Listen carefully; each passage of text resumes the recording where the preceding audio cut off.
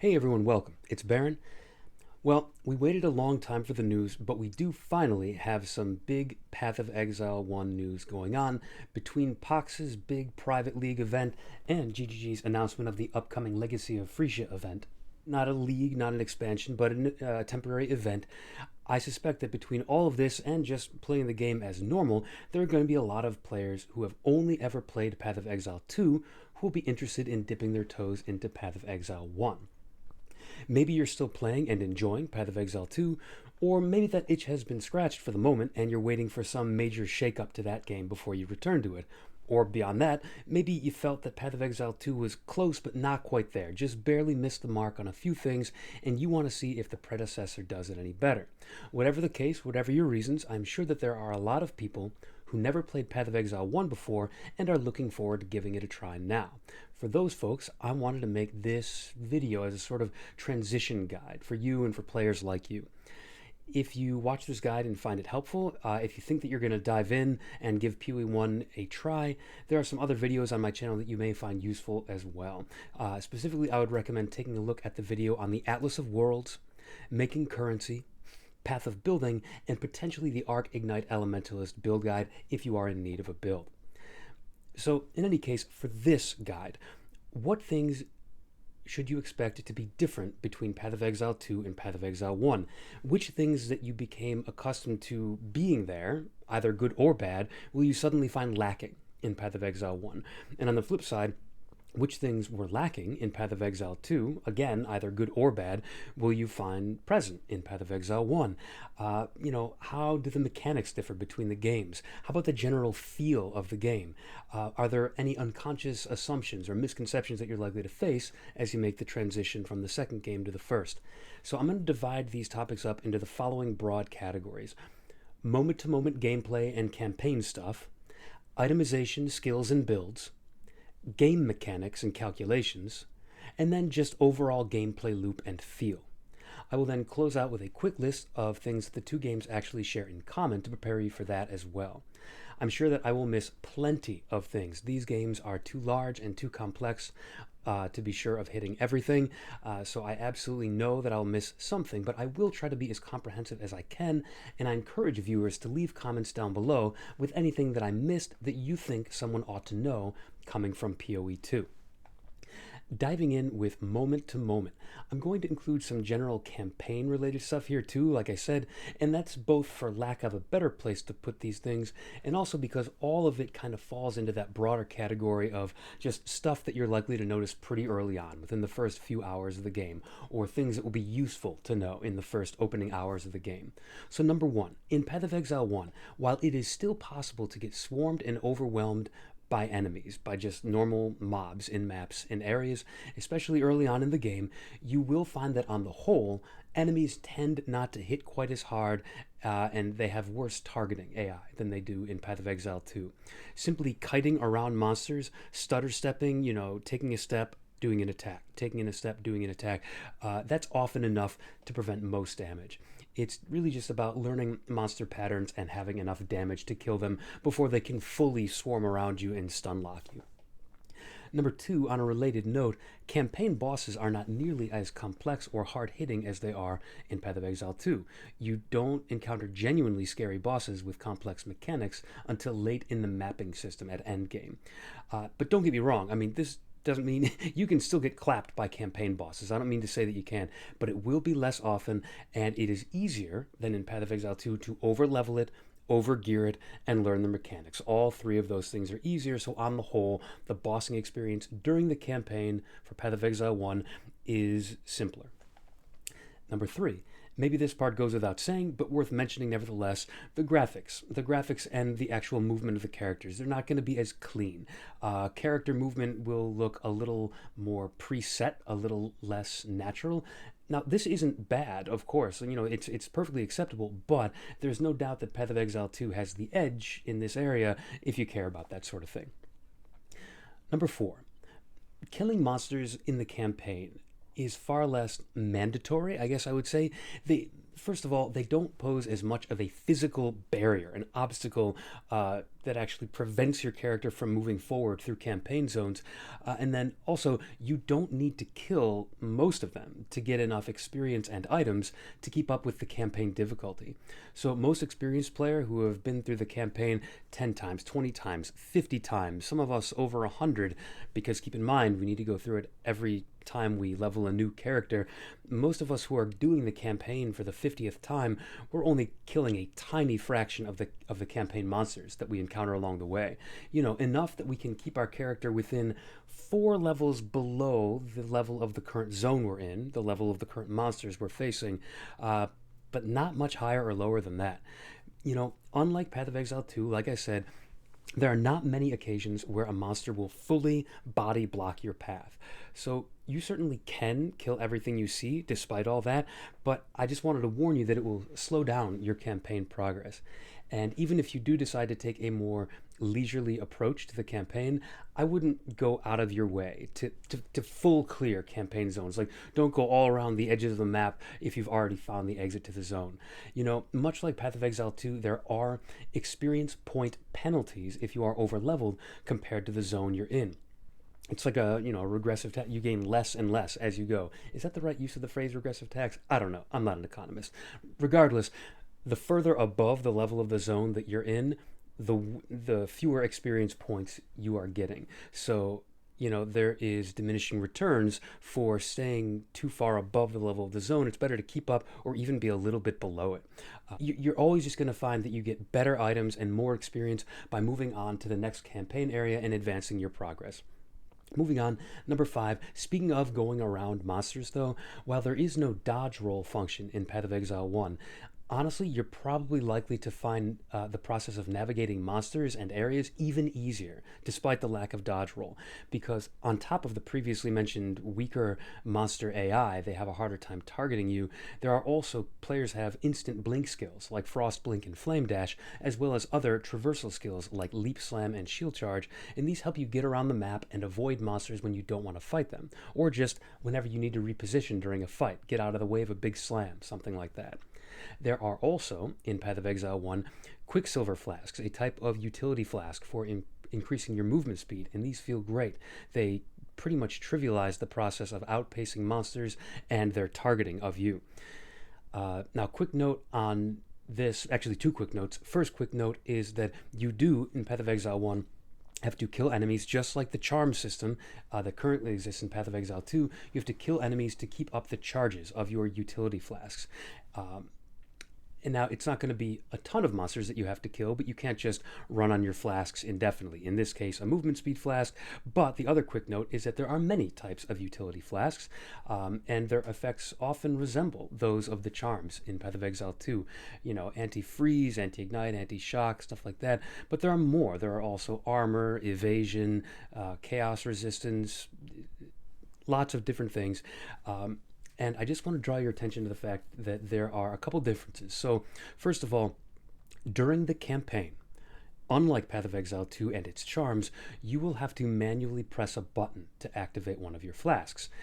Now, during the Endgame system, you will start finding a currency called Instilling Orbs that allows you to automate the process of when your flasks get used. You can either opt to use them the moment you have enough charges to do so, you've killed enough enemies, or at the moment that the flask effect ends, or when an adjacent flask is used. There's a lot of different criteria you can use, but during the campaign, you will have to use them manually.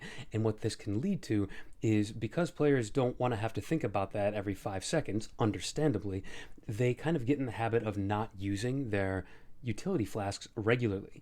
But you should not undervalue them. You should not downplay these or sleep on them, because especially once you get the opportunity to automate their use, these become a potent defensive and quality of life layer. So this is kind of a 2-for-1 here. We talked about getting around monsters, but we've also talked about utility flasks. Moving on to number 6. It is pretty rare as a character that you're going to have more than one main attack or main spell skill. This has a lot to do with the gem system, which we're going to discuss more in the next section, but for now it's enough that we discuss that 1 to 2 main skills is the norm, and usually just 1. There are some niche builds that require 2 buttons or more for every pack of monsters, but in Path of Exile 1, you'll honestly typically find that you have one main damage skill, a blink and or a traversal skill, sometimes both, some buff auras, which you'll be familiar with, the type that would have reserved Spirit in Path of Exile 2, and then just a variety of ancillary support skills that you can activate manually against tougher enemies.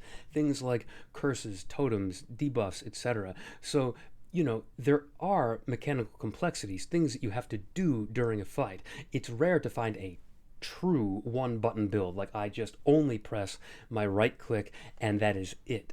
But 1 button for everything except hard monsters, that's a little more typical. You can expect to be able to go through most areas for quite some time, dealing your main damaging skill, and then occasionally having to drop a curse or a totem or a debuff of some kind, and then probably having to drop several of them when you're facing a boss, things like that.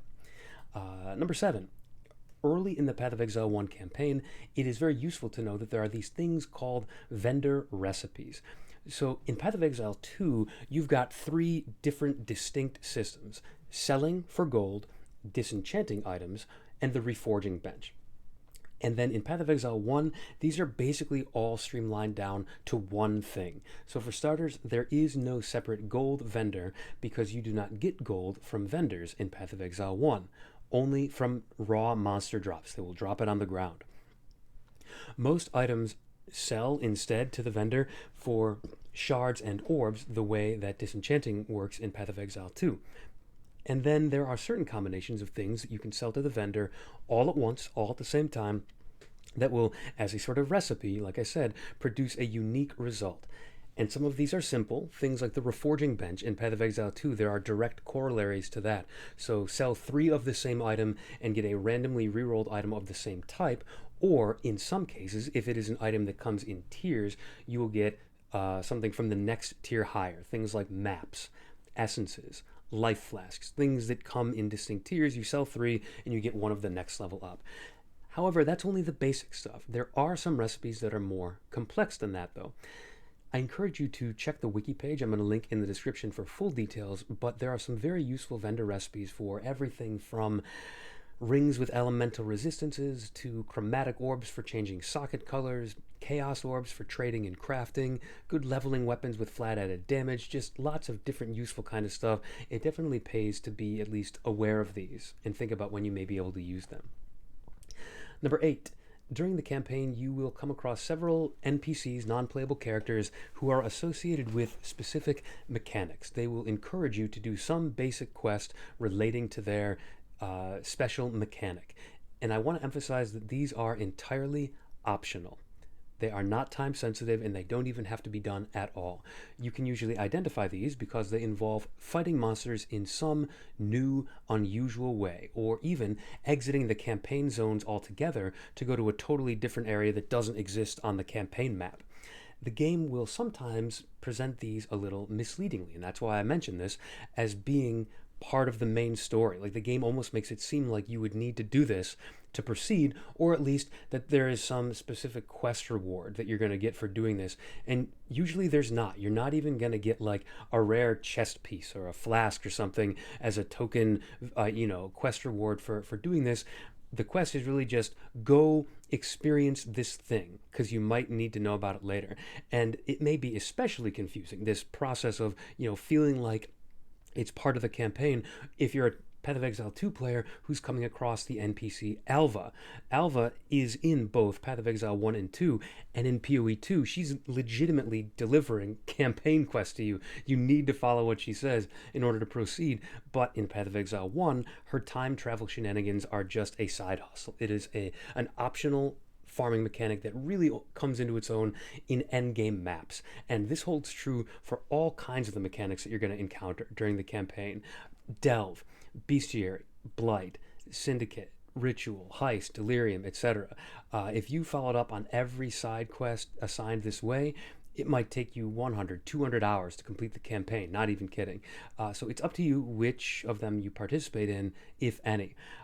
On the other hand, there are some good things that can come from this if you find that it's hard to get the currency or gear that you need to proceed. Many of these mechanics are particularly good sources of gear and currency. And then, of course, you've got Einhar's Bestiary, which for any Path of Exile 1 players watching, they will know that participating in that mechanic can let you craft some of your own flasks with very useful effects, and that is handy for players early on. Also, just in general, all these mechanics long term, if you plan on sticking around a while, it's recommended that everyone become familiar with these mechanics at some point. You're going to need to, just to be a good player in the end game. In order to master the game, you'll need to be familiar with these. So if you're enjoying the campaign, you foresee yourself playing a long time, there's actually no harm in exploring these right now. I just don't want you to get bogged down and get bored with the campaign by making the mistake of thinking that you need to do these. Just be aware they are optional, they are not time sensitive, and if you'd rather get through the campaign and save them for later, do them when you feel like it. Once you get to maps, you're more than welcome to do that. Moving on, number 9. While you are playing, you may come across some items that you are not familiar with.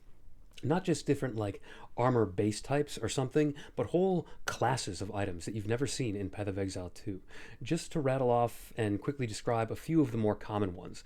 So divination cards. Divination cards are stackable, single cell, single block little items, and they kind of look like a currency, and they come in dozens of varieties. It might even be hundreds. I don't even know the full number at this point, but some of these are much rarer than others. Some of them you'll find all the time. Some of them you'll never see one the entire time you play.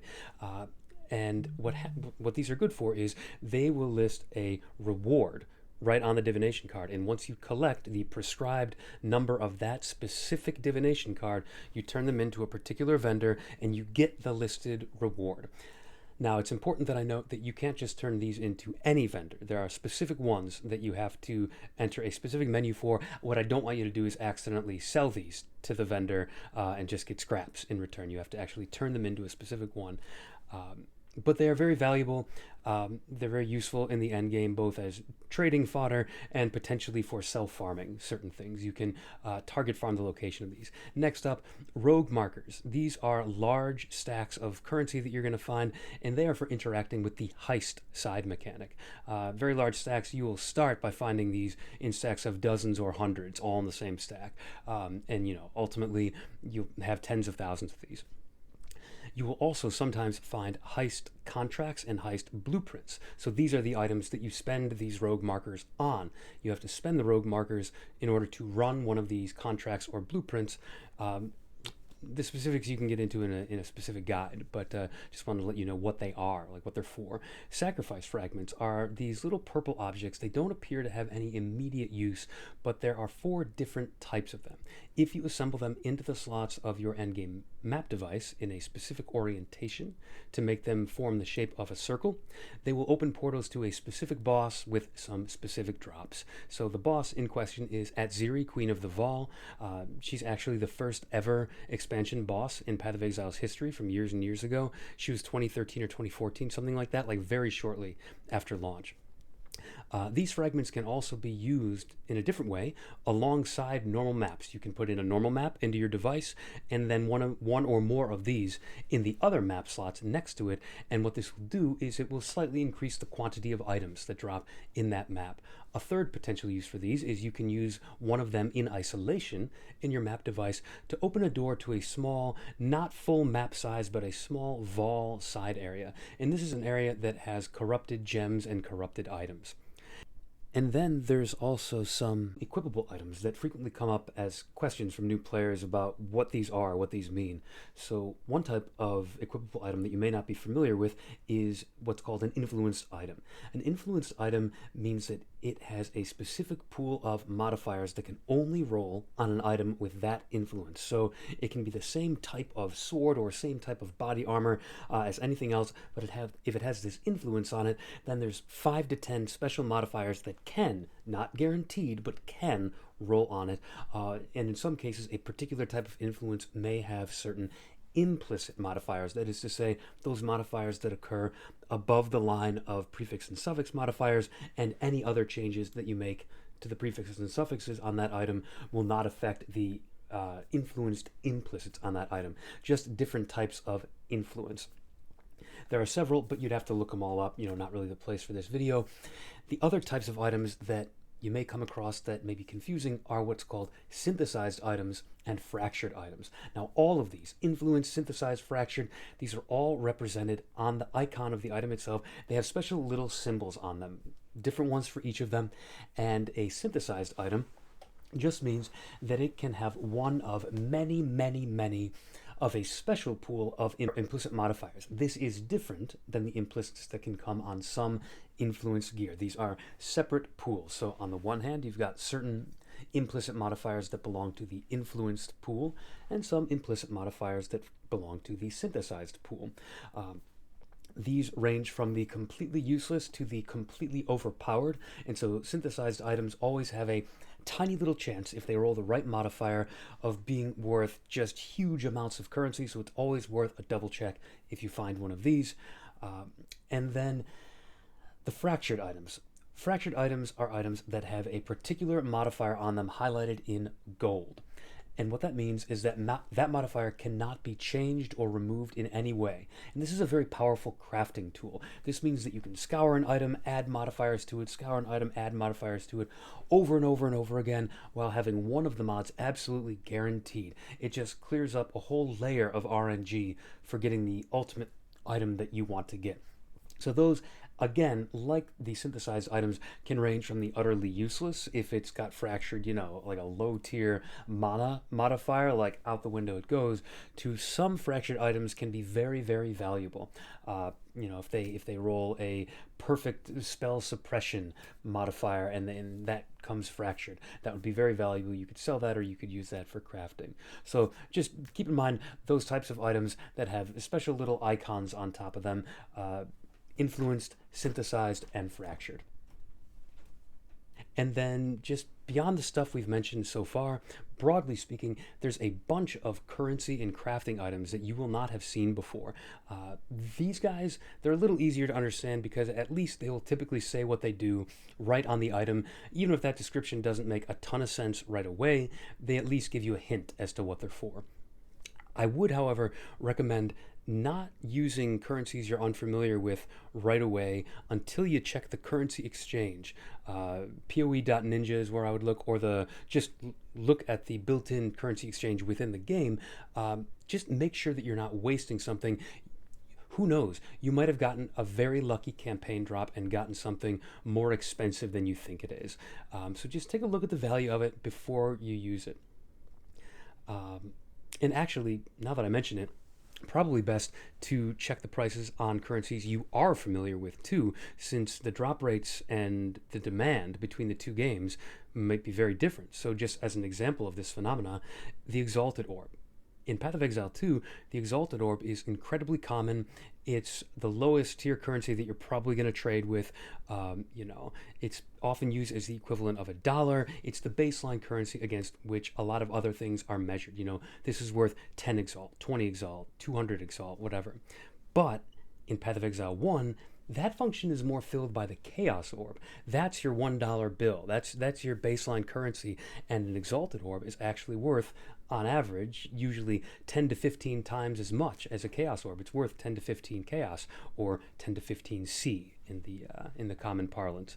So just be cautious of the trading currencies you pick up, and don't get rid of them until you're pretty sure that this is a relatively common so-called bubblegum currency. Called that because, as you can see in the stash here, they're all multicolored, tiny little, just little gumdrop currencies. Okay, moving on. Number 10, the last in in this first section. Ascending is generally the same idea as in Path of Exile 2. You pick a subclass and get a substantial power boost from picking that subclass and investing points into it.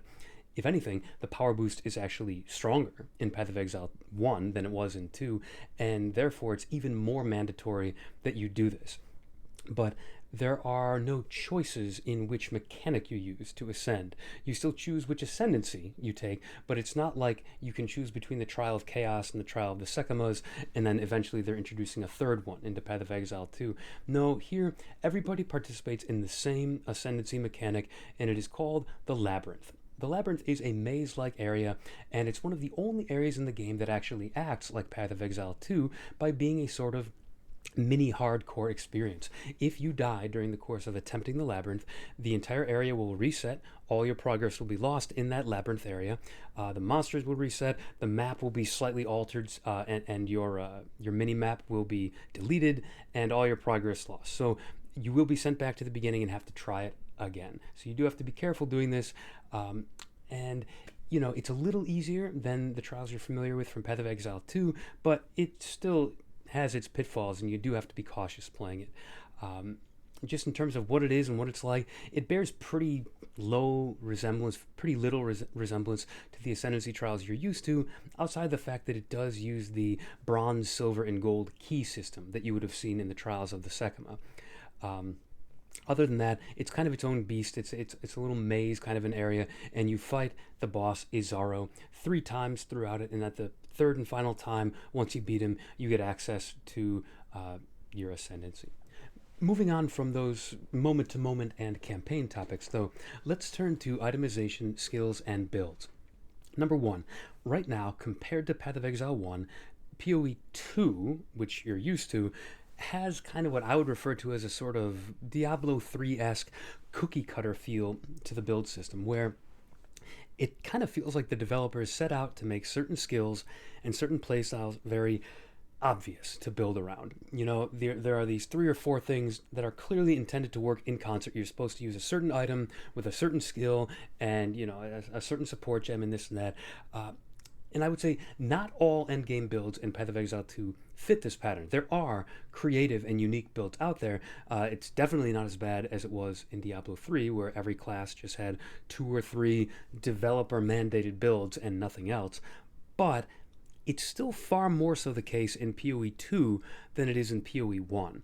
Now, for reasons that are too complex to get into in this video, I do think that this will eventually pass and be in the past in Path of Exile 2 as the game evolves, and I think that in the future there will be a lot more flexibility and creativity. But for the purposes of this video, PoE 1 is currently quite different in this area. It has very little in the way of obvious developer-pushed cookie-cutter builds. You're pretty much thrown off the deep end in terms of your build choices.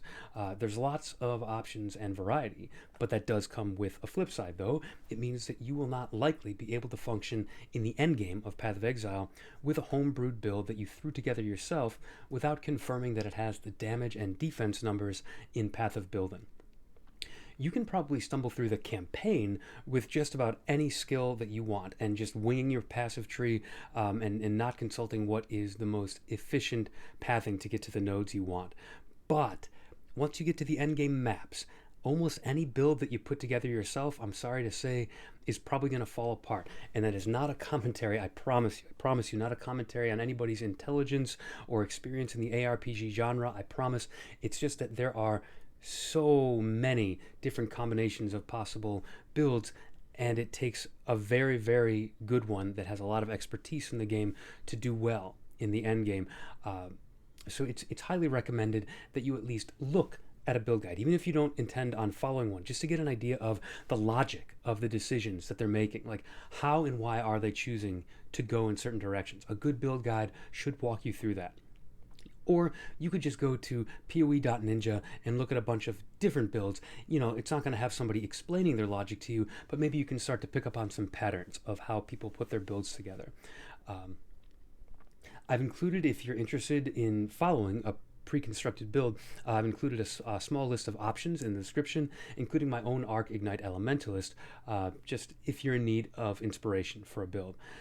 Now, I will say, this is important to note, I wrote most of the script for this video before the details of the upcoming Ascendancy event were announced. So this point that I'm making right now about following a build guide, this actually loses a lot of weight if you are participating in that specific event, since all the usual builds and Ascendancies will be gone or at least radically altered. So if you don't know, the event constitutes all 19 PoE 1 Ascendancies being thrown out. You cannot ascend to them, and 19 new Ascendancies for the same 6 base classes taking their place. So for that event, we have no history to know what is going to be super good and super bad. I would just say pick a combination of what looks fun and maybe listening to some more experienced players' kind of research and assessments of the Ascendancies. Just on the whole, be prepared to pivot, be prepared to maybe adopt a different skill in the end game as we all experiment with the event and the community discovers what does and doesn't work. Because, again, when I say does or doesn't work, I'm not talking about following a boring meta, to use one of these 10 and only 10 builds to squeak out 15% more damage. No, no, no, no. I'm saying, when I say what does and doesn't work, I'm talking about whether a build will even be able to survive and clear low tier maps. So it definitely pays to at least have your ear to the ground a little bit and see what the community is up to. You don't necessarily need to follow the same skill, same class, anything as them, but just be aware of the things that are and are not working. Moving on, number 2, it is yet another one here that needs to be taken with a bit of an asterisk or a grain of salt if you will be playing this crazy Trials of Phrecia ascendancy altering event. But ultimately, the point will stand regardless of whether you're participating in the event or anything else. While Path of Exile 2 will have double the number of classes as Path of Exile 1 eventually down the road, at the moment, POE 1 is dominant, both in terms of the number of ascendancies that you can choose from and the variety of builds that you can make with those ascendancies. POE 2 currently has 6 classes with 2 ascendancies each for a total of 12. POE 1 currently has 6 normal classes with 3 ascendancies each, plus 1 unique ascendancy that lets you mix and match traits from the others, but it totals up to 19. So even if this event is going to be a big upheaval, there still will apparently be 19 different ascendancies, just not the ones we're used to. There will still be a ton of customization in the game. Moving on, number 3. There are fewer travel nodes between the different areas of the skill tree, the passive skill tree, which in some ways makes it easier to do what you might call out-of-character things with your build. Things like a melee witch, a witch wandering around with a big mallet, or a bow and arrow juggernaut, or what have you. However, be warned that unlike Path of Exile 2, the travel attribute nodes, those little ones that are between all the good stuff, these are set in advance as strength, dexterity, or intelligence, the 3 attributes. And where they are is tied to a specific area of the skill tree. Intelligence is focused near the top by the witch starting area, strength near the bottom left where the marauder starts, and dexterity towards the bottom right near where the ranger starts. This means that while doing out-of-character builds requires fewer travel nodes to get where you're going, to the bow section of the tree, or the spellcaster section, or wherever, it does mean that you're probably not going to be getting as many of the attributes as you need to run those skill gems. So you may need to get more of your attributes like strength, dexterity, and intelligence from your gear, on your rings and your boots and so forth. But number 4, speaking of skill gems, though, you probably already know this, but skills in Path of Exile 1 do not have dedicated slots associated with your character. Skill slots instead come as sockets on equipable gear, the way that Path of Exile 2 has slots for runes and soul cores on its equipable gear. On top of this, skill and support gems do not drop as uncut. They drop individually, already predefined as the gem in question. Now, this may sound like it's harder to get the gem that you want, but it actually doesn't mean that at all. Skill gems still become available at the appropriate character level and quest progression. It is going to work the same way as PoE 2, where they kind of become unlocked and available to you in waves as you go. And the important thing is that when they become unlocked, they become available for purchase from a nearby vendor immediately. You can just go and spend a tiny little bit of currency and get the gem you need. There are some mild limitations to what you can buy based on your class, but even that can be overcome by finding special vendors in Acts 3 and 6 who sell all the gems available at those levels, with Act 6 being all the possible normal gems in the game. So, as previously mentioned, PoE 1 sockets skills and support gems into gear rather than socketing runes or soul cores. Body armors and two-handed weapons can have up to 6 sockets, shields and one-handed weapons can have up to 3, and helm, boots, and gloves can have 4. This means that you cannot have an unlimited number of 6 linked skills.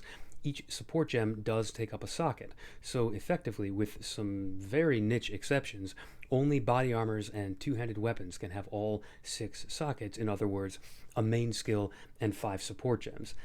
You may have noticed that this also means skills which are granted by Ascendancies or items without sockets cannot be supported by those support gems. There's nowhere for a support gem to go.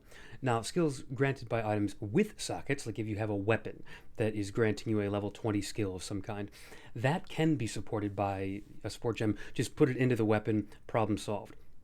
Um, and then just final broad rule note about skill gems in Path of Exile 1, you can have more than one of the same support gem at different points in your build. You can't put them all into the same skill setup. You can't just have 5 brutalities on your on your fizz skill. But if you have more than one fizz skill for one reason or another, you can have more than one brutality on your build, for example. But number 5, you do actually need to link these sockets for support gems to work on your main skills, or at least find gear that randomly drops with the sockets already linked. It does not happen by default, so they do not always come with sockets linked by default. I suggest that you don't waste the currency.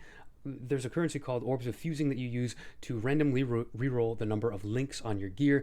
I don't recommend using that early in the campaign, trying to get higher numbers of links on your gear. First of all, you can't even get 4 links until at least halfway through Act 3, I think. And in any case, Orbs of Fusing, the results are randomized in such a way that biases against good outcomes. You're much better off finding linked items on the ground and then doing some basic crafting on the items to get a couple of mods that you need. Having a 4 link for your main skill is way more important than having perfect item mods. In fact, just to illustrate the point, I would say early on, I would wear an item with no mods at all if it had the links that I need. You'll never really have to do that. I just say it to illustrate the mindset that you should have. There are just all of your other gear slots available for getting good mods, life and resistance attributes. So it's okay if for one specific gear piece, in order to get your 4 link, you've got to sacrifice a couple of good mods. That's all right. In the endgame, you can go ahead and buy items either with the sockets already linked, or you can roll the Orbs of Fusing yourself randomly since you'll have more of them by then, or pay a set amount of Orbs of Fusing at the crafting bench to guarantee a result. Getting a 6 link is very expensive, relatively speaking. It takes on average around between 12 and 1500 Orbs of Fusing, but there are other ways of getting a 6 link, corrupted items. There's some beastcraft for getting a 6 link, just some other niche things. Ultimately, getting a 6 link for your main skill is your goal. That is definitely an enormous power boost, something you want to do. You could even go to the crafting bench and pay the flat 1500, so it's like you're paying a little more than it would take you on average to roll it randomly with Orbs of Fusing, but you get around the possibility of you having you go 3,000 in a row and you don't get lucky. So it's are you cost averse? Or are you risk averse? Something like that. Moving on, number 6, some skill gems, including both normal active skills and buffs like auras, can come as a special Vol version. Coming from POE 2, you should be familiar with the Vol Society and how much it loves corruption, so it shouldn't be a surprise to learn that Vol gems are the random result of some attempts to corrupt a skill gem. A Vol gem still performs its normal function, but it also adds a second skill to your skill bar, 2 for the price of 1.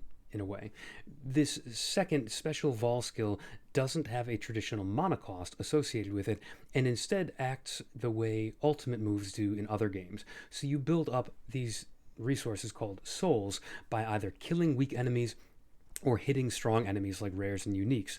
Once you've built up enough souls, you can unleash the Vol skill. There is a brief cooldown period after activation during which you cannot gain souls, and under normal circumstances, this prevents a Vol skill from gaining souls for itself. Like you activate it, it kills enemies, you gain souls, and it lets you activate the Vol skill again. It's typically difficult or impossible for a Vol skill to go infinite in that way. You will instead be required to use other normal skills in between activations. Vol skills do compete with one another for souls, so if you've got 5 or 6 of these on your character, they will not get full of souls very often. It's not a default best decision to just automatically use a vol version of a skill gem. Sometimes you may want to use the regular version just so you're not wasting souls going to something that you don't really need. Number 7, yet another skill gem related item. PoE 1 has something that's called transfigured skill gems. These transfigured skill gems are available as randomized rewards in the labyrinth that you use to ascend your character, and they are alternate versions of some skill gems, and these alternate versions have interesting and unique mechanics compared to their normal version. So things like being able to use it with a bow instead of a melee weapon, or trading a decreased area of effect for greater strength of the skill, or having much lower damage but a higher ailment effect. Change a stationary skill to be something that hovers around your character instead, or vice versa. There's a lot of different possibilities. But if you're interested, you can see a full list of the transfigured skill gems on the wiki, which I will link. But I say in general, unless you've got a specific, well thought out plan for how and why you'll use one, like you've thought about why it's better than the main skill, it's typically better to just stick with the original one. Number 8, there are defensive auras in Path of Exile 1, things that reserve, we'll talk about this in a bit, they reserve mana instead of spirit, but these defensive auras just offer straight up flat evasion, armor, and energy shield. And I bring this up because using at least one of these is borderline mandatory for a build, depending on what your main defensive layer is. If you're focusing on evasion, you take grace. If you're focusing on determination or armor, you take determination. There are also in PoE 1 defensive skills called guard skills. These are things that temporarily buff your armor or your general damage reduction, or they increase your health pool in some way. And these guard skills can either be cast manually, like you have to hit a button when damage is incoming, or you can automate them to just activate whenever their cooldown is ready, or you can link them to a gem like cast when damage taken to make them activate when you need it the most, when you're in the middle of taking damage. Number 9, speaking of taking damage, in PoE 2 it is very important to have capped resistances by the time you reach endgame maps. In PoE 1, it is not important. It is mandatory. Even by halfway through the campaign, you should be making every effort to have 75 fire, cold, and lightning resistance. Remember what I said way earlier in the video about, campaign being easier, not getting clapped by bosses in the campaign? Yeah, that's if you're going to the effort of getting 75% to your resistances. You'll have a substantially harder time if you ignore or downplay your elemental resistances in particular. So use your crafting bench aggressively. You unlock the crafting bench in Act 2. Use it to add a mod to every item that you can. Life, if there's an open prefix, or a resistance or attribute if there is an open suffix. Those terms are the same as in PoE 2, so I'm not going to dive into all the details, but I can answer questions if need be. But speaking of resistances, rather than the resistance penalty building up 10% per act, the way it does in Path of Exile 2, it comes in 2 big waves instead.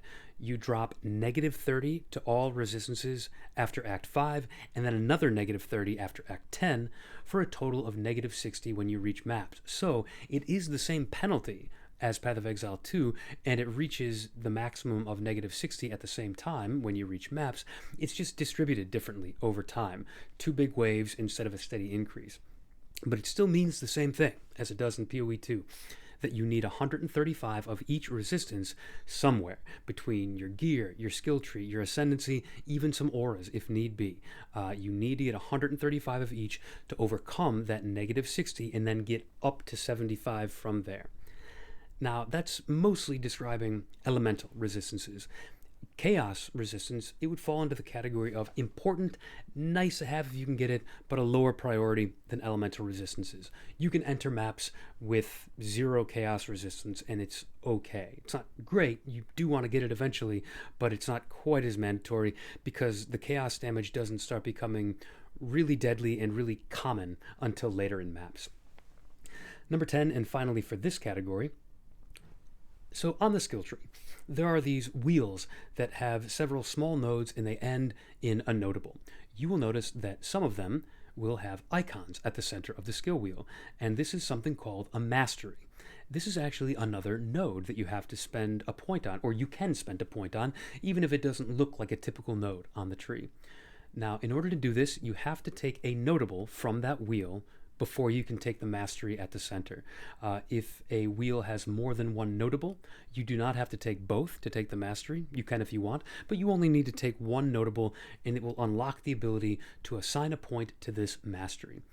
The masteries their effects are tied to the theme of whatever wheel that you're currently in. So a mana wheel with a mana notable will have a mana mastery.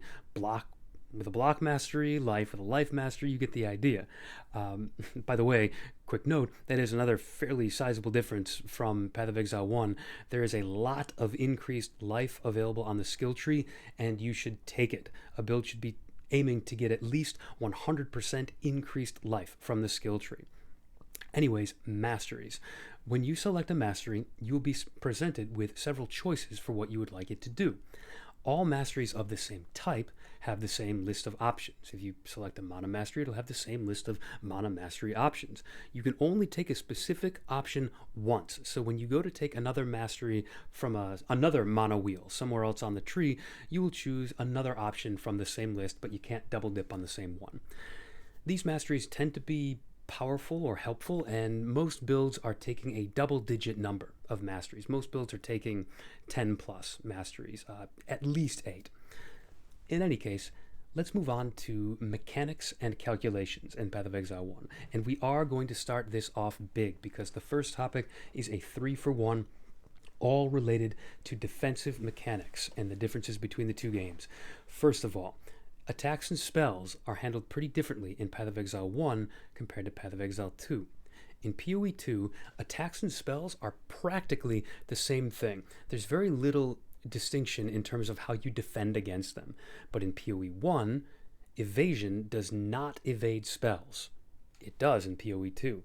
Also, in PoE 1, block is split in between attack block and spell block. So, yes, the block stats are much easier to come by in PoE 1, but if you want to be able to block both attacks and spells, you've got to find a way of pumping up both. They work separately. But the second subtopic here to go along with this kind of splitting up of spells and attacks and how you defend them, the second subtopic is that spells can, because they cannot be evaded by evasion, you can instead mitigate them with a stat called spell suppression. What happens is that you stack spell suppression chance from gear in the skill tree until you get to 100% chance to suppress spells. Suppressing here specifically means that you cut the damage in half, and this cutting damage in half happens after most other defensive modifications have taken place. So resistances and armor and all that stuff, once you get that final damage, then you cut it in half from there. So it behooves you to get 100% chance to suppress spell damage, so that, if you've got 90% chance, 1 in every 10 spells is going to get through and smack you in the face at full force. And that's going to lead to some one-shots. So it's definitely in your interest to get to 100% if you intend on using suppression as a defensive mechanic. Not all builds will have the space or ability to do this, but if you're investing into it, go all the way. When combined with effective health recovery, mitigating damage like this, just lowering the amount of it, can actually be more powerful in some ways than avoiding the damage altogether while occasionally taking big one-shots. So don't sleep on spell suppression. Now, it normally only comes on gear that can roll evasion modifiers, dexterity-based gear. Evasion and suppression are kind of a paired defensive layer. But the third and final subtopic on this defensive layer business, there is no distinction in PoE 1 between area of effect hits and normal hits.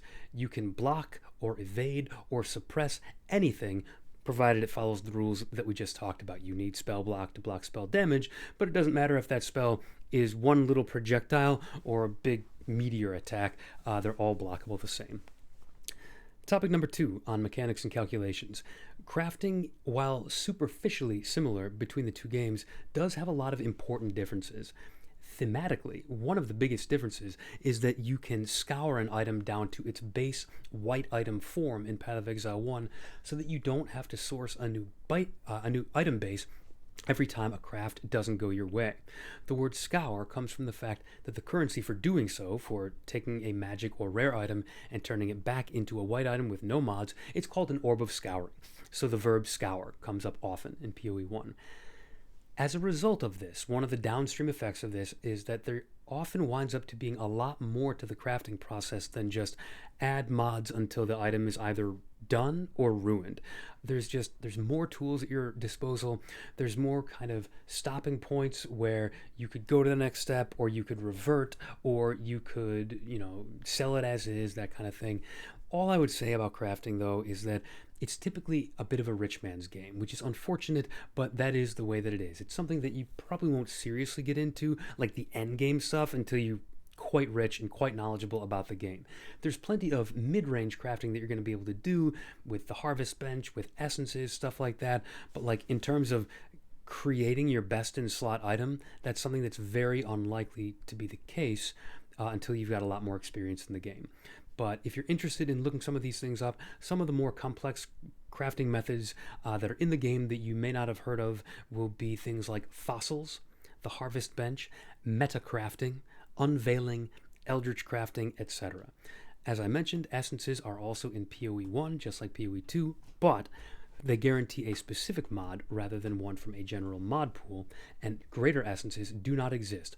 All essences take an item up to rarity by default. As a general rule, truly deterministic crafts, like getting the exact 6 mods that you want, are not common. They're not unheard of, but they're very uncommon. Most methods at least involve biasing the results in the direction you want. It's not a guarantee, but you're kind of biasing in that direction.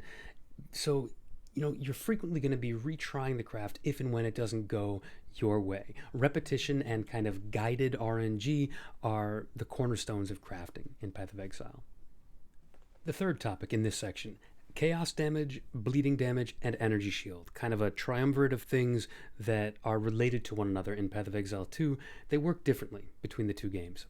In PoE 2, chaos damage deals double damage to energy shield until it's depleted, and then will be directed to your life. Energy shield protects your life, but only until it's depleted, and chaos damage deals double to it. Whereas in Path of Exile 1, yes, energy shield protects your life the same way, but chaos damage bypasses energy shield altogether and hits your life directly. Likewise, in Path of Exile 2, bleeding can only affect your life. If a hit does no damage to your life pool, bleeding cannot be inflicted. So energy shield and chaos inoculation in PoE 2 is actually a protective layer against bleeding. Whereas in Path of Exile 1, bleeding can be inflicted on all types of health pools, including mana and energy shield, if you have some way of directing the damage there. The practical implications of this all come down to the following. In PoE 2, the Chaos Inoculation Keystone makes you immune to both Chaos and Bleeds, whereas in PoE 1, it's just immune to Chaos. Also, in PoE 1, if you want to use ES, Energy Shield, as your main health pool, or even just a hybrid health pool with life, you need some way of becoming immune to Chaos damage or redirecting it somewhere else other than your life, because energy shield doesn't just take double damage from chaos, it gets bypassed and ignored altogether. So if you're relying on your 6,000 ES to save your 1,000 life and you come across any chaos damage at all, you're toast. There are ways around this. There are several items that help you with this, but it's just something that you need to think about. Number 4, there is no spirit resource in Path of Exile 1.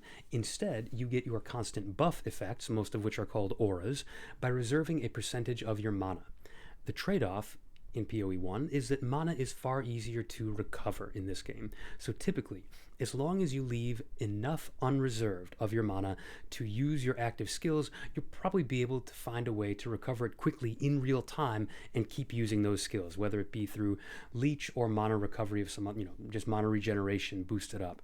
Unlike Path of Exile 2, it's worth noting, minions and triggered skills, things in the vein of cast when skills, these do not reserve mana. They don't reserve anything. The trade-off, there's one for each. Trade-off for minions is that they do not automatically resummon on death. And the trade-off for the trigger skills is that there's just fewer of them and the conditions are often harder to arrange. So there's no cast on shock, cast on ignite.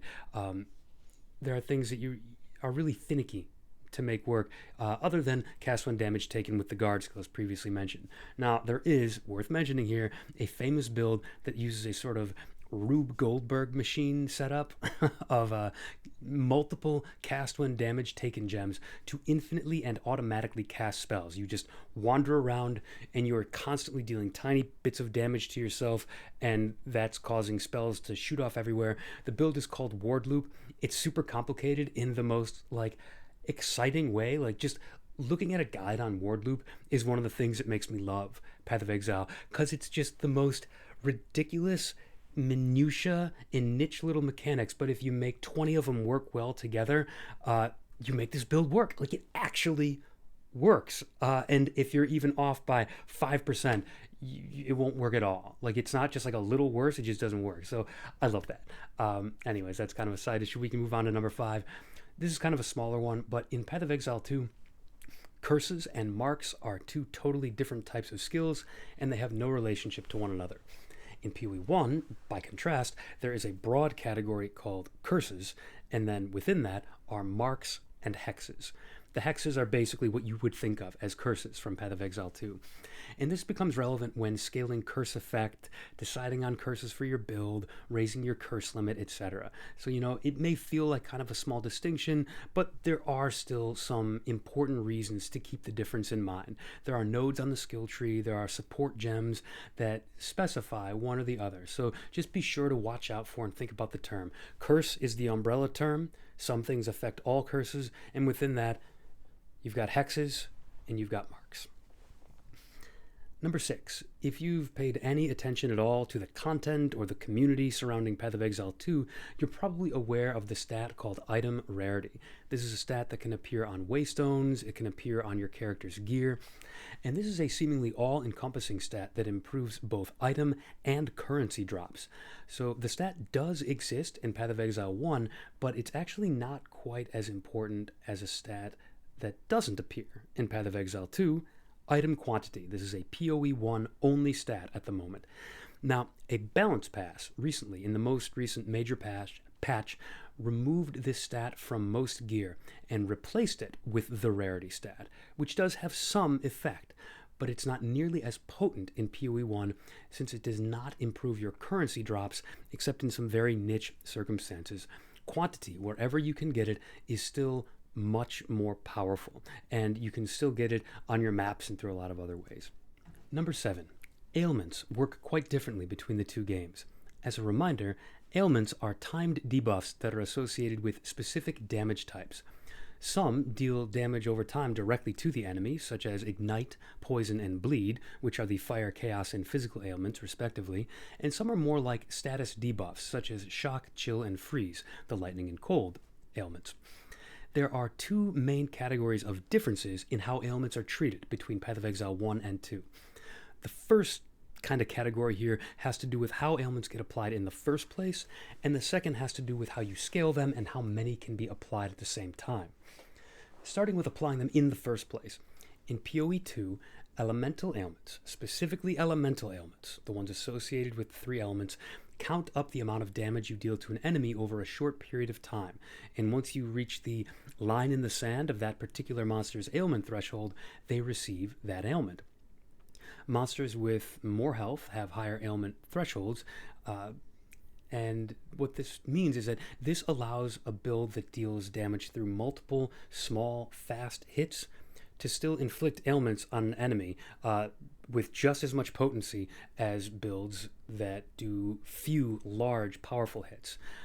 Meanwhile, in POE 2, poison and bleeding do not depend on any threshold, but are instead applied based on scaling your chance to inflict them. So there's a stat, percent chance to inflict bleed on hit, percent chance to inflict poison on hit. And as long as you get that chance to 100% and you are dealing damage of the appropriate type, so physical for bleed, physical or chaos for poison, if you've got the required damage type and you've got the 100% chance to apply, then you will deal that ailment automatically. And in POE 2, the final damage dealt to the enemy by a hit determines the damage of the ailment it inflicts. The final damage of the hit.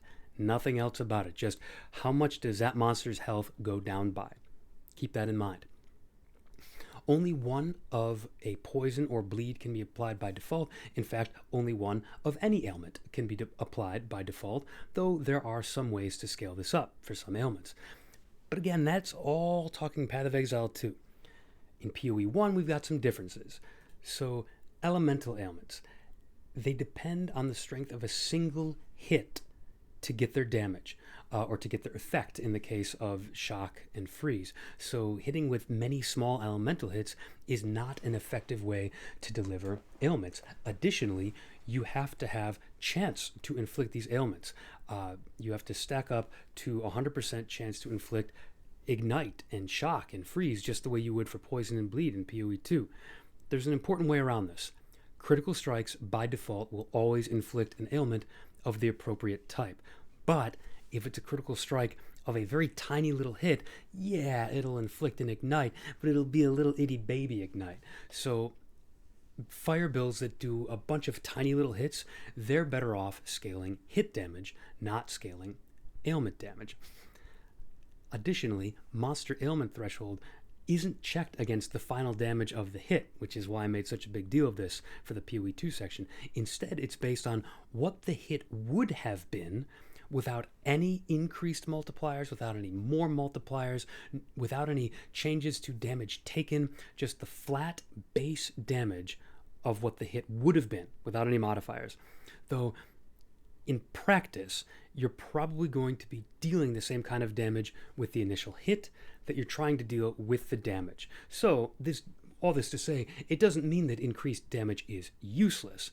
You can have increased fire damage on your ignite build. No, it's not going to scale the hit of the initial ignite, but once it's on the enemy, it's going to scale that. It seems like a really small distinction, but I promise this is going to wind up mattering more than you think it does, particularly for hitting that ailment threshold. You can guarantee a shock, for example, but if you're dealing a tiny itty bitty little bit of damage, then shocks below a certain threshold just get thrown out anyways. They don't even apply to the enemy, so you do have to have both. So this does end up being pertinent. Between the two games, bleeding actually ends up working mostly the same. There's not too much to say about that, other than the fact that there are some ways in PoE 1 of applying more than one bleed, and those don't exist in PoE 2. But poison works pretty differently between the two games. While you still have to scale your chance to poison the same way in PoE 1, on the other hand, you can apply an unlimited number of poisons by default. So you can actually scale poison with a build that fires off many small little hits, and in fact, that is how most poison builds work. You'd rather have 100 poisons on an enemy than one big one. Number 8, don't be fooled by the fact that the description of the armor statistic, and the calculation for how armor is calculated generally looks the same between the two games.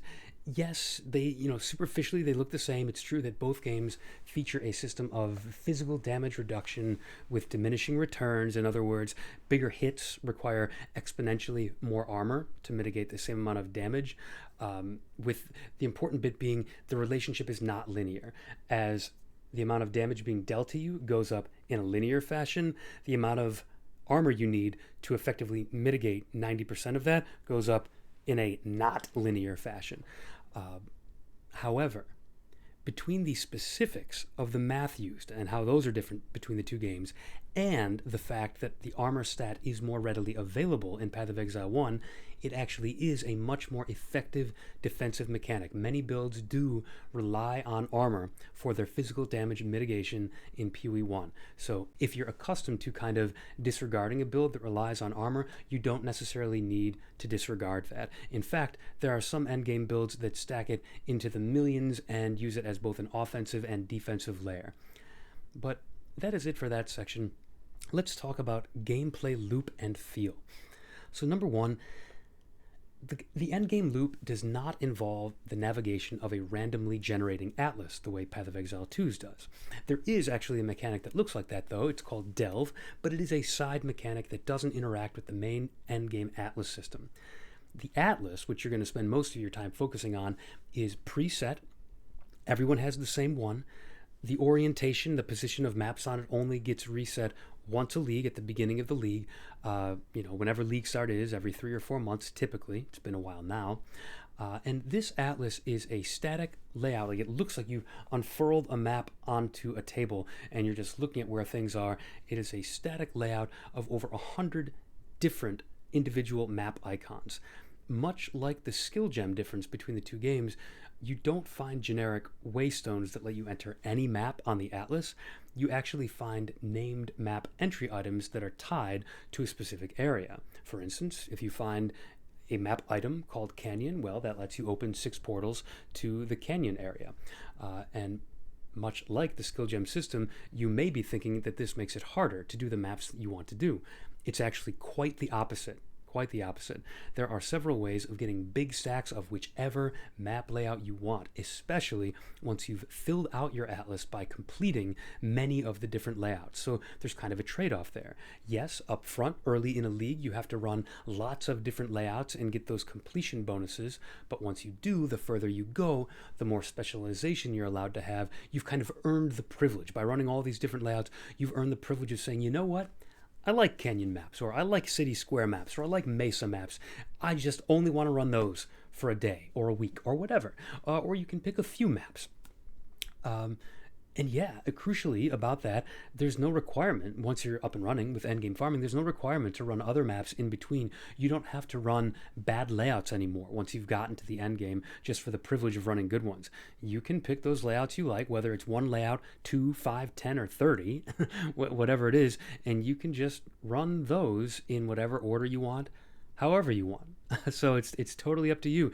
You can run them randomly, you can run bad layouts if you want, but you're not forced to.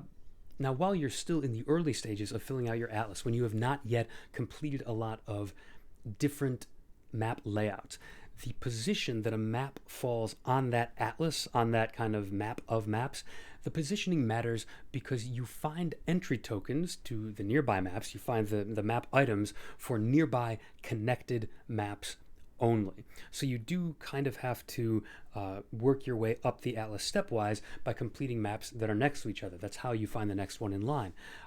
There's a lot more detail on this in my video on the Path of Exile 1 Atlas of Worlds, if you're curious about that. But the basic upshot is that if you want, you could eventually run the same map layout over and over infinitely, provided that you've got those map entry token items. Number 2, there are vastly, and it's hard to overstate how much, vastly more endgame mechanics like the Breach, Expedition, Ritual, and Delirium that you're familiar with from Path of Exile 2. As previously mentioned, many, but not all, of these will be first previewed by encountering a version of them during the campaign. So when you go into a map, they're not going to be labeled the way POE 2 is labeled with, oh, this map has a breach in it, this map has delirium in it. Encountering them is a random 8% chance per mechanic, so every map is going to have some smattering of stuff in it. You're just not going to know going in what that smattering is. However, between the Atlas passive tree, where you can assign points, although during this event, apparently we're not going to have an Atlas passive tree, but under normal circumstances, the Atlas passive tree, during the event, it'll be these relics or something. And between using scarabs on your maps, which are consumable items that are kind of like precursor tablets, you can force a mechanic, whatever mechanic you want, to exist on every single map. And you can buff it up using the tree and using the scarabs, just like in PoE 2. So the important thing to note about that is if you do play a patch or an event that is not the Trials of Phrecia, the Legacy of Phrecia, whatever it's called, event, which doesn't have an Atlas passive tree, note that the Atlas tree is not divided into sections. You have to choose what you spend your limited number of points on, so you can choose, yes, I would like to encounter more breaches, and I would like the breaches to be better, and I would like harvest to be better, and I would like map drops to be better. But if you pick those things, then you won't have enough points for like also making Legion better and Blight better and, you know, the Maven boss better and all that stuff. So you do have to make some choices there. But number 3, because of the fact that it is possible to guarantee specific mechanics and map layouts, as we discussed in the previous couple sections, this is typically how endgame farming is done. It's not done as just kind of wander around from map to map and just do whatever you come across in that map. You do kind of have to have a bit of focus about what are the things that I want to do. And the reason for that is it's kind of an arms race with other players, right? So you could just do random mechanics and maps, but that is strictly less efficient. You have to trust me on that. It is nowhere near as currency efficient as picking a couple strategies and sticking to them. And you will be competing in a market trying to buy and sell items in the same market as people who do focus their farming. So the stuff that you're going to find farming less efficiently, people are not going to pay a lot for. And the things that you're going to be trying to buy, people are going to be charging more for because they're just getting more currency. So you are hamstringing yourself a little bit if you don't ultimately choose a, some focus strategy, which you can bounce between them. You can do different focus strategies from day to day, but you can't really have an effective endgame farming strategy of just bouncing around without any aim. But on a related note, there are no towers or anything required to guarantee the mechanics. Again, you use the passive tree, or I guess we're going to be using relics in the upcoming event, or consumable items called scarabs, which apply to individual maps. No tower, no precursor tablets. The good news, though, is, as I hinted, you're not locked into whatever mechanics you pick right off the bat. So me personally, a little bit about me, I've got ADHD, truly, and I could not stand to farm the same exact thing for 2 weeks straight. Several hours, great. Maybe even a couple days in a row, great. That lets me get into the flow, get into the zone, get a nice rhythm going. But after that, I'm going to want to mix it up. I'm going to need to mix it up. And I can, thanks to a couple facts. Number one, that you unlock up to 3 loadouts for your Atlas passive tree, which you can freely swap between, no currency required. And then additionally, on top of that, there are several farming mechanics that exist outside the Atlas tree. They require no point investment to get the maximum value out of them. Things like heist, logbooks, delve. So even though during an individual play session you're better off focusing on a specific 1 or 2 mechanics, you can easily have 5 different ones that you swap between freely from day to day.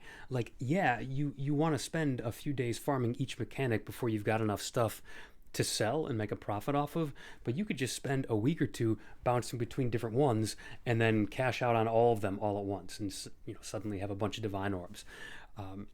Now, if you would like a more in-depth tutorial on currency farming in Path of Exile 1, actually, the most popular video on this very small channel of mine is just such a tutorial on making currency and common pitfalls and so forth. So I'll link that in the description as well.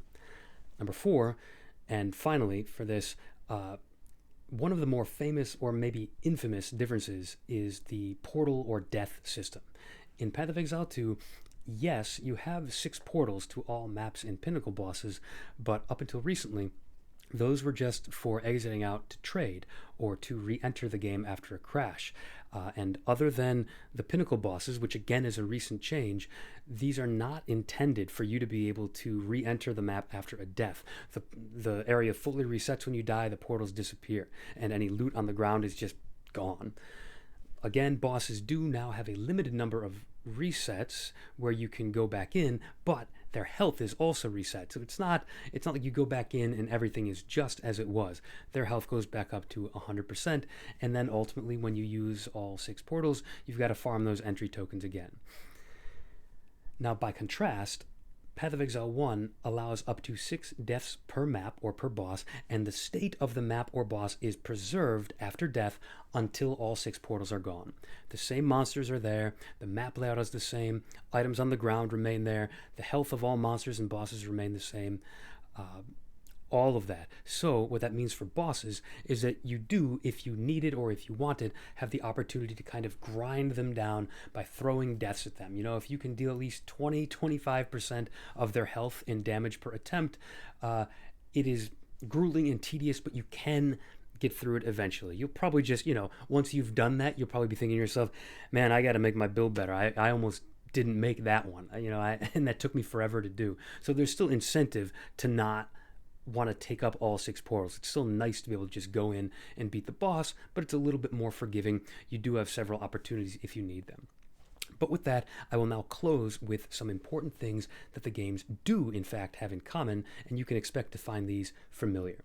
So just to start with, the really basic, really obvious, just worth noting that the campaign and the maps, just the structure of them is the same. They're divided up in the same way. The campaign has acts, and within those acts are individual areas that are connected by little portals that you walk between, and then it's followed by the extensive endgame mapping system. Just the structure of the game is the same. Number 2, the currencies, the economy, they follow a very similar vibe. Yes, the orbs may have different functions, they may have different roles in the economy, the price of certain things may be up or down compared to the other game, but the basic idea of the economy is extremely similar. There's even a currency exchange in PoE 1, just like PoE 2.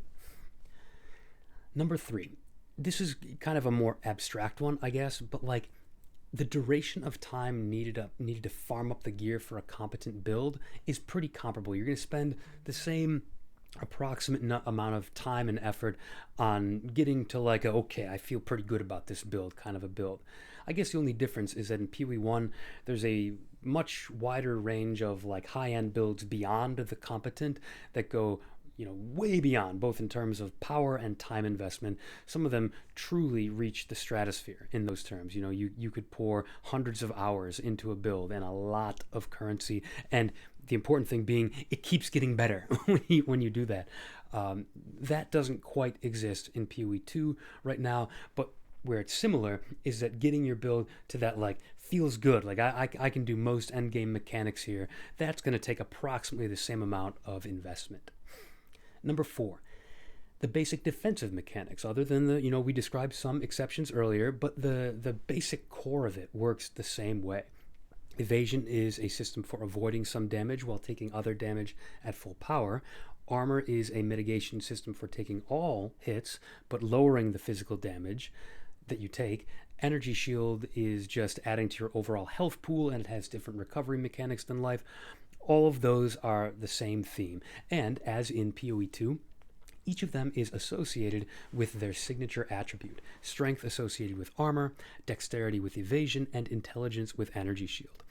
These associations also come with a bias towards certain socket colors on your gear for your skills and supports, so you can only socket a certain colored support gem into the appropriately colored socket on your gear. So strength or armor based gear will be biased towards red sockets, dex evasion gear biased towards green, and intelligence or energy shield gear biased towards blue, with the hybrid gear that you're also familiar with, something that has like evasion and energy shield on it, that will be equally biased towards green and blue and just not biased towards red.